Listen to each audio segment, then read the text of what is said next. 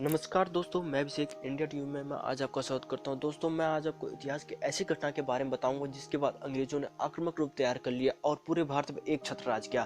भारत के बादशाह आलमगीर द्वितीय हुआ करते थे। बंगाल एक अमीर राज्य हुआ करता था। अलीवर्दीन खां के बाद एक 20 साल का नौजवान बंगाल का नवाब बना। ये कोई और नहीं, मिर्जा मोहम्मद उर्फ सिराजुद्दौला थे।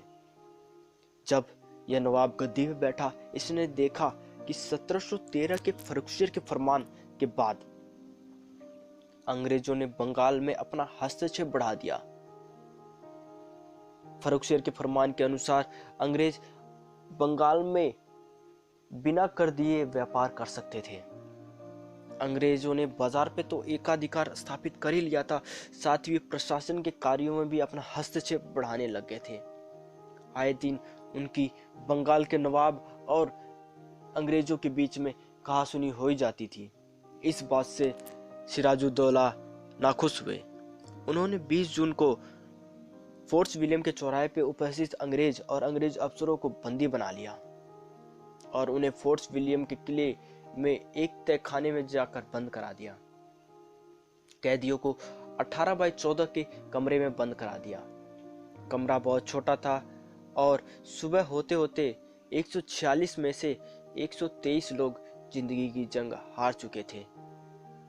जब सुबह 6 बजे कमरे का गेट खोला गया तो लाशों के ढेर भरभरा के बाहर आ गए।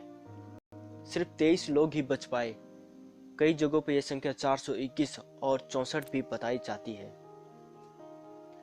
उसमें से बचे साक्ष्य हवाले के अनुसार गोदाम का बहुत छोटा था और अधिकतर लोगों की मृत्यु दम घुटने और गर्मी की वजह से हो गई। इस घटना को ब्लैक होल ऑफ कलकत्ता के नाम से भी जाना जाता है, जिसे आज भी कलकत्ता में ब्लैक होल ऑफ मॉन्यूमेंट के नाम से संजो के रखी गई है।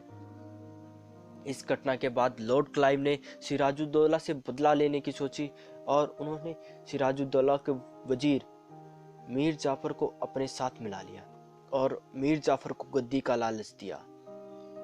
इसके बाद मीर जाफर और अंग्रेजों ने मिलकर सिराजुद्दौला के खिलाफ युद्ध छेड़ दिया। युद्ध तो सिराजुद्दौला और अंग्रेजों का हो रहा था, लेकिन मीर जाफर भी उन्हीं के साथ लड़ रहा था। मीर जाफर ने अंग्रेजों के साथ लड़ते हुए सैनिकों को आदेश दिया कि वे हथियार नहीं उठाएंगे।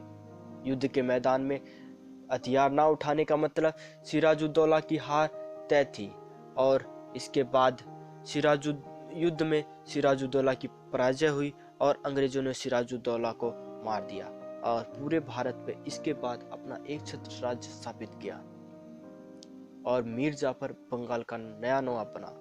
दोस्तों, आज के लिए बस इतना ही। Thank you for watching. मिलेंगे अगले एपिसोड में।